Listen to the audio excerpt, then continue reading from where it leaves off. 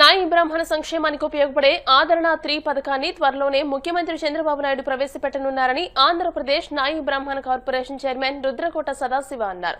ఉండి నాయి బ్రాహ్మణ సంఘ సభ్యులను ఉద్దేశించి ఆయన మాట్లాడారు. ఈ కార్యక్రమానికి పట్టణ అధ్యక్షులు మల్లువలస హరి అధ్యక్షత వహించారు. ఈ సందర్భంగా సదాశివ మాట్లాడుతూ తిరుమల కొండపై నాయి బ్రాహ్మణ సత్రం ఏర్పాటుకు ముఖ్యమంత్రి చంద్రబాబు నాయుడు సుముఖంగా ఉన్నారని చెప్పారు. ఈ కార్యక్రమంలో నాయి బ్రాహ్మణ కార్పొరేషన్ డైరెక్టర్స్ లంకా రత్నాకర్, నాగరాజులు మాట్లాడుతూ నాయి బ్రాహ్మణులకు సమస్యలు ఉంటే తమ దృష్టికి తీసుకొస్తే వాటి పరిష్కారానికి కార్పొరేషన్ ద్వారా కృషి చేస్తామని హామీ ఇచ్చారు. సంఘ నాయకులు మల్లువలస సత్యనారాయణ, మల్లువలస అప్పారావు, ముత్యాలపల్లి రాంబాబు, రవీంద్రనాథ్, నాయి బ్రాహ్మణ ఉద్యోగ సంఘ కార్యదర్శి బంగారావు తదితరులు పాల్గొన్నారు.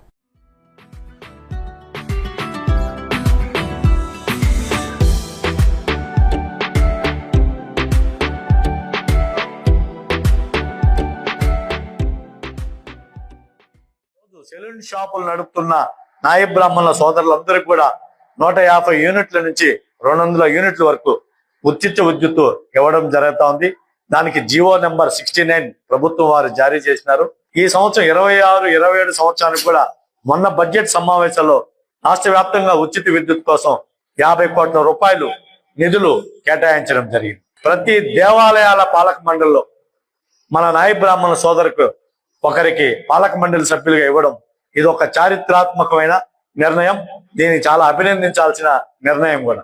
ఆదరణ 1, ఆదరణ 2 గౌరవ ముఖ్యమంత్రి వర్యులు నారా చంద్రబాబు నాయుడు గారి చేతుల మీదుగానే ప్రారంభమైంది.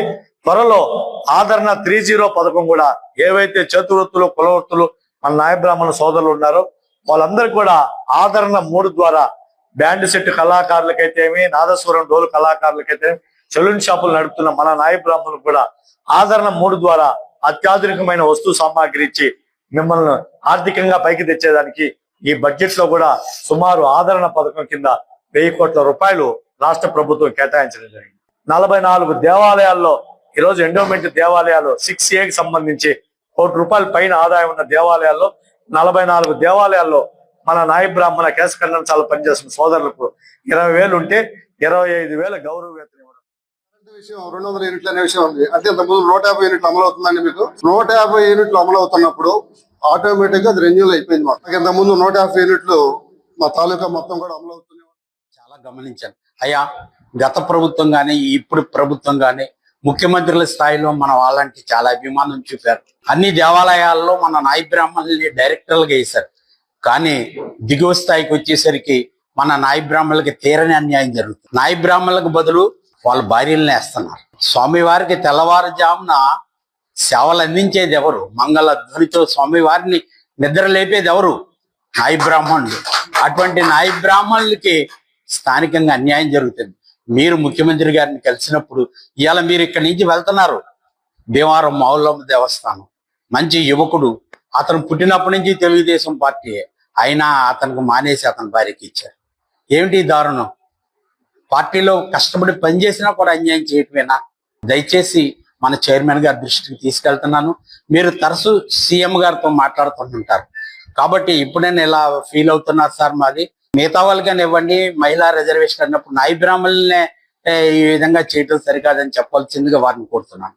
దయచేసి మీరు ముఖ్యమంత్రి గారి దృష్టికి తీసుకువెళ్ళి తిరుమల కొండపై నాయి బ్రాహ్మణ సత్రం ఏర్పాటు చేసే విధంగా కృషి చేయవలసిందిగా ప్రతి నాయి బ్రాహ్మణుడు కోరుతున్నారు. అందుకు మీరు కృషి చేయాలి. నాయి బ్రాహ్మణ ఉద్యోగులకి తీరని అన్యాయం జరుగుతుంది. కులం మాటున ఎక్కడైనా ఒక నిజాయితీ గల ఉద్యోగం చేస్తున్న ధనిక వర్గాలకి, రాజకీయాలకు అతీతంగా ఈయన ఒక పార్టీ, అవతలోడు ఇంకో పార్టీ అయినా సరే ఇక్కడున్న మన కమ్యూనిటీ అతన్ని బదిలీ చేసేసి అతన్ని వేస్తున్నారు. మనం ఎవరితో చెప్పుకోవాలి? అంటే చేతి వృత్తుల వారు అంత లోకువ ప్రభుత్వాలకి, పాలకులకి. ఇది ఈ ప్రభుత్వమే కాదు, నేను గత ప్రభుత్వంలో జరిగిన సంఘటనలు చాలా ఉన్నాయి. ఇంత ఉద్యోగ సంఘ నాయకుడిగా మాకు తెలుసు. అది ఇప్పుడు సార్కి అన్ని చెప్పడం కాదు. ఈ విషయాన్ని కూడా మీరు ముఖ్యమంత్రి గారి దృష్టికి తీసుకువెళ్ళి చేతి వృత్తుల వారి పిల్లలకి అన్యాయం చేసుకున్న ప్రతి షాపులోకి కూడా 150 యూనిట్ల నుంచి 200 యూనిట్లు కొత్త జీవో వచ్చిందండి. దీనికి మాకంటూ ఏ అమలు కూడా అవ్వలేదు. ఇప్పుడు ఏ షాపుల్లో కూడా 200 యూనిట్లు కరెంటు బిల్లుకి రావట్లేదండి. మాకు మెయిన్ సమస్య ఇదొకటండి.